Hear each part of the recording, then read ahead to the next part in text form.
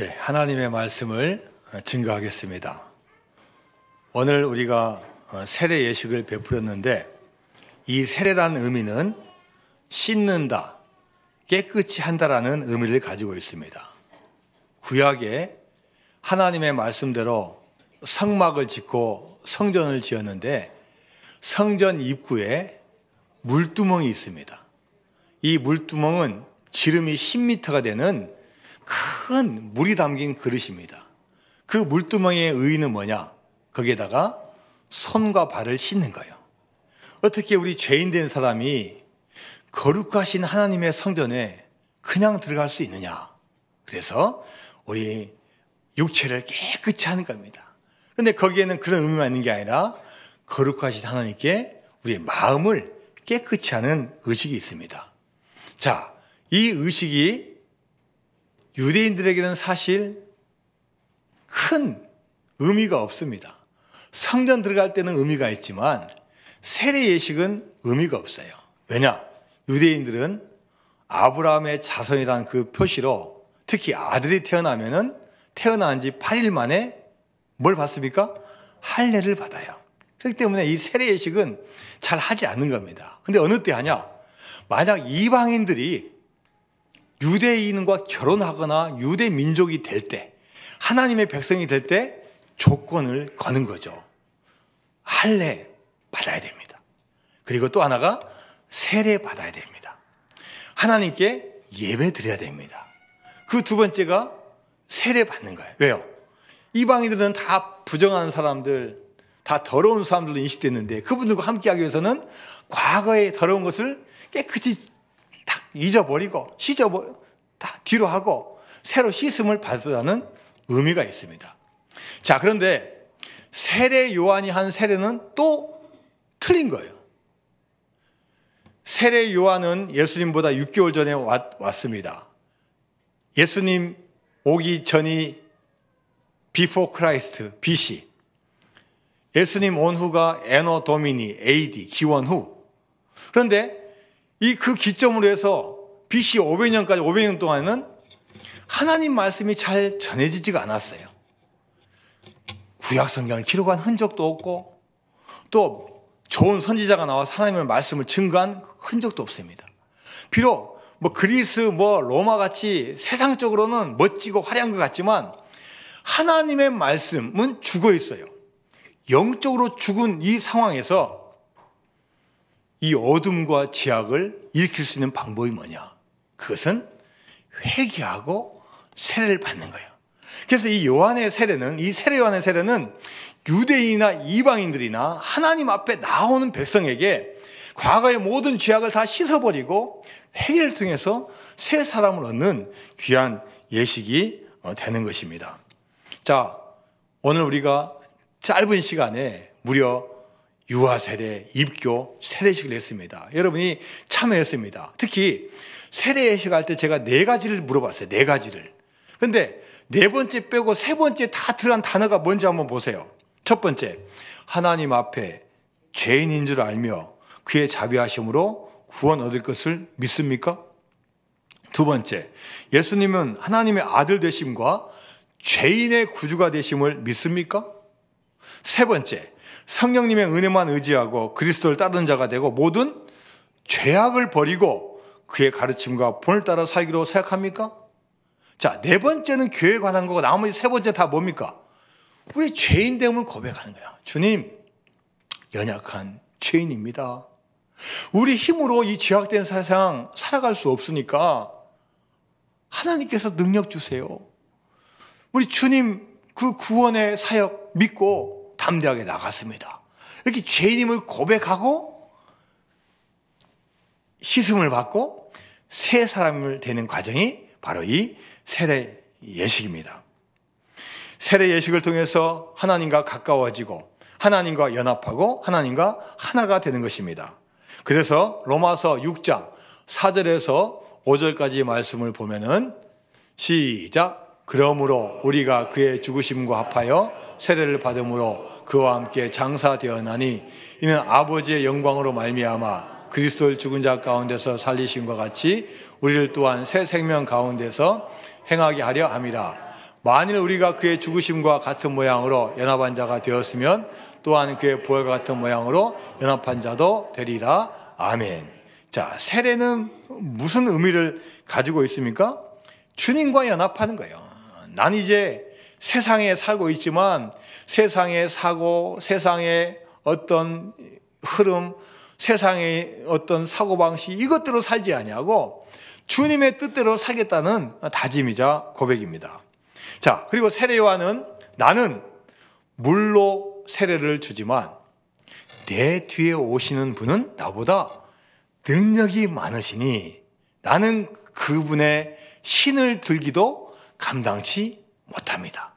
그분은 성령과 불로 여러분에게 세례를 주실 것입니다. 이렇게 선포한 거예요. 자, 그렇다면 여러분, 성령과 불은 뭡니까? 성경에 많은 표현이 있지만 마가 다락방을 우리가 생각하면 됩니다. 120명의 문도들이 모여서 기도할 때 바람과 같이 성령님께서 그들 가운데 뜨거운 불로 임재해 주시고 그들에게 성령 충만을 허락해 주십니다. 성령을 받은 순간부터 그들은 완전히 180도 달라진 사람이 된 거예요. 그전에도 예수를 믿었지만 성령을 체험하니까 능력이 있고 이제는 자율적이 되고 이제 뛰쳐나가서 복음을 증거하고 핍박과 박해도 이겨내면서 초대교회를 세우는 120명의 성령 충만한 사람이 된 것입니다. 그래서 성령은 어떤 힘이 있냐? 사람의 시각을 다르게 하는 거예요. 그전에는 세상적인 사고방식을 했다면 이제부터는 하나님의 마음을 갖게 되는 거예요. 성령을 받으면 그 사람이 바뀌어집니다. 세계관이 바뀌어지고 형편은 달라도 성령 받으면 성령 안에서 하나가 되는 역사가 일어나게 되는 겁니다. 자, 고린도전서 12장 13절 말씀 시작. 우리가 유대인이나 헬라인이나 정이나 자유인이나 다 한 성령으로 세례를 받아 한 몸이 되었고 또 다 한 성령을 마시게 하셨느니라. 성령 세례 받으면요 과거에 죄악된 세상과 딱 끊게 되고 새로운 삶을 살게 된다고 증거하고 있습니다. 한 대학 교수님이 고백을 했습니다. 이분 고향은 경남 산청입니다. 그 마을에서도 참 못 사는 집안이에요. 자식이 여러 명인데 아버지가 감사하게도 자기를 중학교 때 유학을 보냈어요. 어디로 유학 갔냐?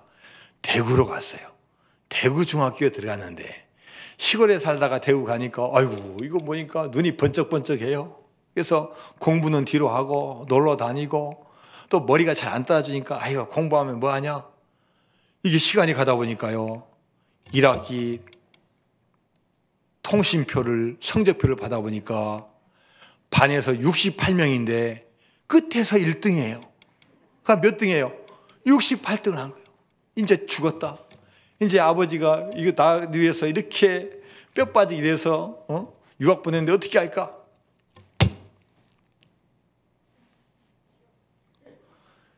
(68자) 지우고 거기다가 1자를 딱 썼어요. 아버지 저 왔어요. 그래 우리 아들 공부 잘했지? 어머 뭐 나오는 거 없냐? 예 아버지 성적표 가져왔어요.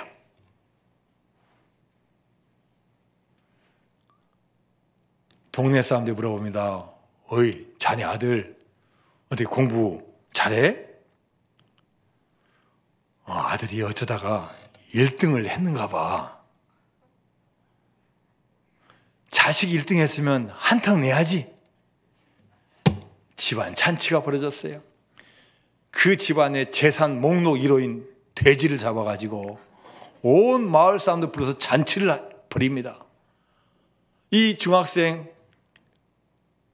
강가에 가서 헤엄도 치고 미역 감고 하다가 와서 보니까 이게 웬일이에요? 자기가 1등 했다고 잔치를 벌인 걸 알고 다시 강으로 가서 뛰어들었어 죽으려고. 근데 보니까 아이고 죽으면 안 될 것 같아. 다시 나와서 자기 머리를 싹 쳐봐도 내가 왜 이랬지. 그런데 그 사건이 이 중학생에게는 어마어마한 충격이고 기회가 됐어요. 다시 학교에 가서 이를 악물고 공부했어요. 열심히 공부해서 고등학교 가고 대학교 가고 대학원 가고 그래서 석사가 되고 박사학위까지 땄습니다. 그리고 그 뒤로부터 17년 세월이 지난 후에 대학 교수가 되었어요. 이분이 나이가 45살이 되었을 때 이제 아들이 중학교에 입학했는데 그 아들을 데리고 경남 산청 부모님 집에 갔어요. 뭐하러 갔겠습니까? 과거의 죄를 속죄하려 갔어요. 어머니, 저 중학교 때 1등 했던 거요. 이렇게 말을 시작하는데 옆에 계시던 아버지가 말합니다. 야, 그때 일 다 알고 있었으니까 그만해라. 네 아들이 듣는데이. 이 말을 듣는 순간 아버지는 친작부터 알고 계셨어요. 그러나 아들의 자존심 살려주려고, 기 살려주려고 얼마나 자식한테 배신감 느끼지 않겠습니까? 그 어려운 살림에 대구까지 유학을 보냈는데 공부 안 하고, 공부 안 한 건 괜찮아요. 위조해가지고 아버지를 속였으니 얼마나 화가 났겠어요. 그것까지 참아서 아들의 길을 살려준 거예요. 여러분, 이것이 아버지의 마음이고 하나님 아버지의 마음입니다. 여러분, 돌이켜보면 우리도 얼마나 많은 죄와 허물 가운데 살았습니까? 그러나 하나님은 우리를 변함없이 사랑해 주시고 용서해 주시고 지켜주시고 인내하시며 여기까지 기다려 주셨습니다. 오히려 그 큰 과오를 깨달았을 때 그 사람이 바뀌어지는 거예요. 여러분, 우리도 하나님께서 크신 사랑을 베푸는데 우리도 돌아온 탕자처럼 우리도 주님을 위해서 멋있게 살아간다면 하나님께 영광이 되고 여러분에게도 귀한 축복이 될 줄로 믿습니다. 이 세례 요한은 내 뒤에 오시는 분은 능력이 뛰어나고 나는 그분의 신을 들기도 감당치 못하겠다고 했고 나는 비록 물 세례를 주지만 그분은 성령과 불로 세례를 준다고 말씀했는데 요단 강가에서 세례를 주고 있는 그 장면에 예수님께서 직접 오신 거예요. 근데 그분께서 뭐라고 말씀하시냐? 세례 요한이시여, 내가 그대의 세례를 받겠습니다. 아니, 내가 아무리 세례 요한이어도 주님에게 내가 세례를 받아야 되는데 어떻게 주님께서 나에게 세례를 베풉니까? 그래서 세례 요한이 뭐라고 대답했어요? 마태복음 3장 14절 말씀입니다. 시작. 요한이 말려 이르되 내가 당신에게서 세례를 받아야 할 터인데 당신이 내게로 오시나이까. 자, 이 말에 대해서 예수께서 뭐라고 대답했어요? 자, 15절 시작. 예수께서 대답하여 이르시되 이제 허락하라. 우리가 이와 같이 하여 모든 의를 이루는 것이 합당하니라 하시니 이에 요한이 허락하는지라. 자, 이에 대답하여 예수님께서 하신 말씀이 뭐냐면 요한이요, 허락하세요. 당연히 내가 요한에게 세례를 주는 위치에 있는 것은 맞을지 모르지만 제가 한 의도가 있습니다. 허락해 주십시오. 그리고 그 허락해달라는 말 뒤에 예수님의 의도를 이야기하는데 그게 뭐냐면은 우리가 이와 같이 하여, 자, 뭘 이룹니까? 뭘 이뤄요? 모든 의를 이루는 것이 합당하여. 예수님께서 왜 세례 요한에게 낮추셔서 세례를 받느냐? 모든 의를 이루자는 거예요. 자, 그래서 이 의가 뭔지 제가 한번 찾아보니까 헬라어로 뭐냐? 디카이 오시넨이라는 단어예요. 디카이 오시넨. 자, 이 디카이 오시넨이라는 단어 뜻이 뭐냐? 하나님이 보시기에 올바른 것. 하나님이 보시기에 올바른 것을 말하는 거예요. 사람의 기준이 아닌 하나님의 의를 말하는 거예요. 그리고 이 단어가 마태복음에 몇 개 나오는데 여러분이 잘 아는 마태복음 6장 33절에도 또 나와요. 자, 시작. 그런즉 너희는 먼저 그의 나라와 그의 의를 구하라. 그리하면 이 모든 것을 너에게 더하시라. 여기 나와 있는 그의 의가 바로 이 디카이 오시네요. 하나님의 의예요. 여러분, 이 세상에도 사람들은 다 의를 구합니다. 다 싸우는 거 보면요, 나는 옳은데 상대방은 옳지 않아요. 여야가 나눠서 싸우는 거 보면 우리 진영은 맞는데 당신 진영은 잘못된 거예요.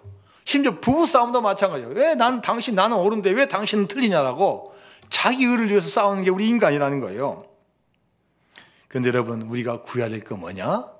자기 의가 아닌 하나님의 의를 구할 때 하나님께서 가장 기뻐하시고 성부, 성자, 성령님께서 합동으로 좋아하시고 우리를 의의 길로 인도하여 주실 줄로 믿습니다.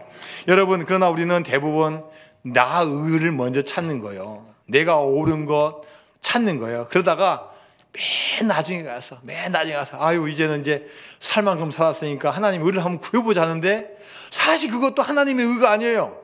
자기 일을 다 하다 보니까 나중에 이제 한번 주는 거예요. 근데 분명히 말씀하고 있어요. 너희는 먼저 그의 나라와 그의 의, 디카이 오시네를 구하라고 말씀하고 있습니다. 여러분의 이름, 여러분의 육체, 여러분의 물질, 여러분의 탤런트, 여러분의 삶을 한번 하나님의 의에 한번 맞춰보시기 바랍니다. 그러면 하나님께서 가장 좋아하여 주실 줄로 믿습니다. 저는 지난주에 어버이날을 맞아서 부모님 모시고 1박 2일 여행을 다녀왔어요. 그래서 많은 이야기를 하면서 이제 그동안 알지 못했던 것도 깨닫게 되었어요. 저는 아버님이 보통 여러분 옛날에 보면은 글 쓰는 분들이나 뭐 서예하신 분들 보면은 또 많은 분들이 또 보면은 이름 앞에 뭐가 있어요? 호가 있죠. 호. 그래서 옛날 제 아버님 호를 듣다가 혹시 아버님 호가 뭐였죠? 내 호가 소민이다. 그것도 다 잊어버렸냐? 소민이다. 그러면 할아버지 호가 있었어요? 있지. 뭐냐? 일운이다. 일운. 일운이 뭐예요? 일자가 무슨 일자예요? 한갈 일자, 구름 운자. 호가 상당히 낭만적이죠. 한가한 그림이에요. 근데 아니나 다를까 생각해 보니까요, 우리 할아버지가 40대 초반에 조합장 선거 나가셔서 떨어졌어요. 떨어지면서 명예도 잃고 재산도 잃고 건강까지 잃으셨어. 그래서 제 기억에 40대 이후에 직장 생활 하신 적이 없어요. 한가하게 보내셨어요. 그런데 6남매가 열심히 결혼도 하고 해가지고 용돈 해가지고 잘 봉양을 해드렸어요. 그래서 돌아가시기 전까지 잠실 주공 3단지에서 13평짜리에서 어쨌든 간에 잘 사시다가 돌아가셨어요. 그때 할아버지가 하시는 게 뭐냐면 이 서예를 잘 쓰셨어요. 지금도 제 안방에 있어요. 한문으로 신, 망, 애, 인, 믿음, 소망, 사랑, 인내. 옛날에 몰랐는데 자세히 보니까 옆에 이제 조부. 이제 할아버지가 우리 결혼식 때 이제 준 거예요, 조부. 자세히 보니까 할아버지 이름이 아니라 호가 있어요. 일운. 할아버지는 돈 버는 거나 직장 생활은 한가하게 보내셨는데, 그러나 믿음 하나만큼은 열심히 하셨어요. 교회 열심히 나가서 안수집사님 되시고, 이른 나이에 장로님 되시고, 91세로 돌아가실 때까지 교회를 잘 섬기면서 하늘나라 가셨어요. 아버님이 호가 뭐냐? 소민. 소민이 뭐예요? 물어보니까 깨울 소자에 백성민자예요. 백성을 깨우. 생각해보니까 목회자이시잖아요. 그래서 죽어가는 영혼을 깨우셨구나. 이게 맞는 거예요. 그 다음에 여러분, 혹시 호 있는 분 손 들어보세요. 몇 분 계셔요. 다. 근데 대부분 없어요. 한 5%, 10%만 있고 없어요. 저도 당연히 호가 없어요. 근데 뭐는 있냐? 이름은 있어요, 이름. 여러분도 이름이 있어요, 없어요? 자, 제가 한번 물어보면 여러분 이름 다 크게 외칩니다. 여러분 이름이 뭡니까? 제 이름은 여러분 뭔지 아세요? 호식이에요. 세련되지 못한 호식이에요. 그래서 우리 아들이 항상 그래요. 아버지, 오늘 호식이 2마리 치킨 한번 시켜 먹을까요? 네? 그런데요, 해석해 보니까 의미가 있어요. 이 호자가 넓고 큰 호자에다가 심을 식자예요. 젊었을 때는, 한때는 열심히 운영해서 돈 많이 벌고 또 좋은 거 많이 심자. 근데 결국 계획대로 안 되고 실패하고 하나님께서도 별로 좋아하지 않으셨던 것 같아. 그래서 그것을 바꾸셔가지고 저를 어떻게 목사를 시켜주셨어요. 근데 지금 생각해 보니까 왜 목사가 되게 했냐? 높고 크게 심으라는 거예요. 여러분, 제가 여러분과 함께 뭘 심겠습니까? 자기 의를 심어야 되겠습니까? 제 야망을 심어야 되겠습니까?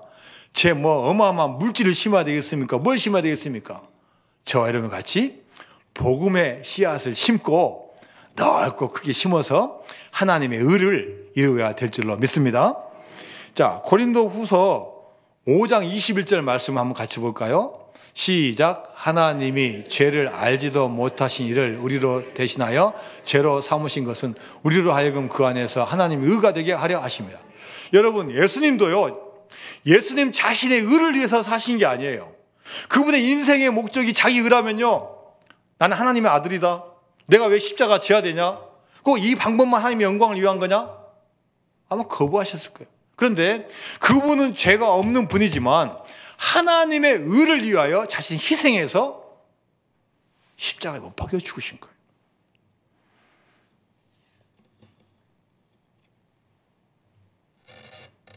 예수님께서 세례 요한에게 세례를 베풀었을 때 어떤 일이 벌어집니까? 자, 오늘 본문 마지막 16절과 17절 말씀 봅니다. 시작. 예수께서 세례를 받으시고 곧 물에서 올라오실새 하늘이 열리고 하나님의 성령이 비둘기같이 내려지 자기 위에 임하심을 보시더니 하늘로부터 소리가 있어 말씀하시되 이는 내 사랑하는 아들이요 내 기뻐하는 자라 하시네. 자, 여러분, 예수님께서 낮아지셔서 세례 요한에게 세례를 받으실 때 어떤 일이 벌어지냐? 하늘이 열리고 하늘 아버지 성부 하나님께서 보시는 거예요. 그리고 말씀하시는 거예요. 그리고 그게 뭐처럼 내려오냐? 성령의 비둘기처럼 내려요. 성령님의 비둘기처럼 내려요. 그리고 그 자리에 누가 있습니까? 성자 예수님이 계신 거예요. 이야, 겸손한 마음으로 하나님의 의를 이루고자 하니까요, 성부, 성자, 성령님이 삼위일체가 돼서 그 자리에 계시고 하나님의 의를 이루고 영광을 받아주신 줄로 믿습니다.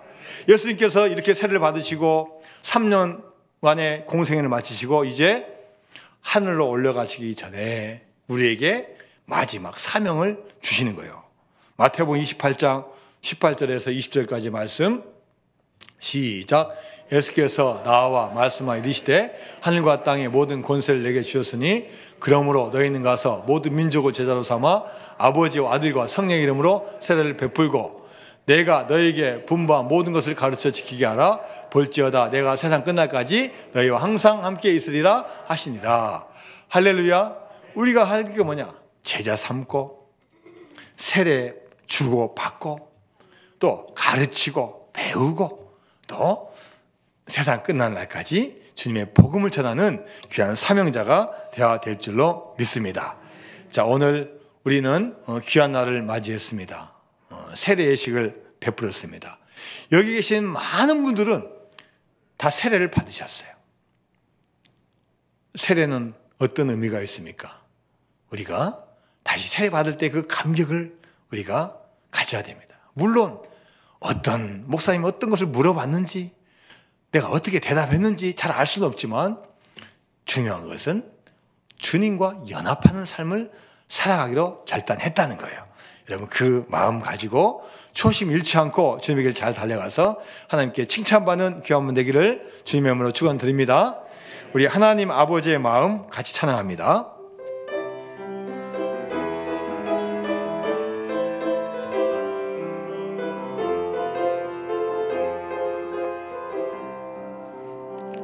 아버지, 당신의 마음이 있는 곳에 나의 마음이 있기를 원해요. 아버지, 당신의 눈물이 고인 곳에 나의 눈물이 고이길 원해요. 아버지, 당신이 바라보는 영혼에게 나의 두 눈이 향하길 원해요.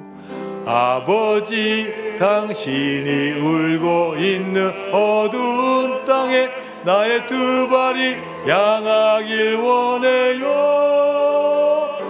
나의 마음이 아버지의 마음 알아. 내 모든 뜻 아버지의 뜻이 될 수 있기를. 나의 몸이 아버지의 마음 알아. 내 모든 삶 당신의 삶 되기를. 아버지 당신의 마음이 있는 곳에 나의 마음이 있기를 원해요. 아버지 당신의 눈물이 고인 곳에 나의 눈물이 고이길 원해요. 아버지 당신이 바라보는 영혼에게 나의 두 눈이 향하길 원해요. 아버지 당신이 울고 있는 어두운 땅에 나의 두 발이 향하길 원해요. 나의 마음이 아버지의 마음 알아. 내 모든 뜻 아버지의 뜻이 될 수 있기를. 나의 몸이 아버지의 마음 알아. 내 모든 삶 당신의 삶 되기를. 하나님 아버지 감사드립니다. 하나님의 그 크신 사랑과 마음 우리에게 전해옵니다. 당신의 눈물이 고인 곳에 우리의 눈물도 고이길 원합니다. 하나님의 뜻을 우리가 알고 하나님의 의를 같이 이루어서 아버지와 하나가 되는 우리 모든 교인 될 수 있도록 인도하여 주옵소서. 예수님의 이름으로 기도드리옵나이다. 아멘.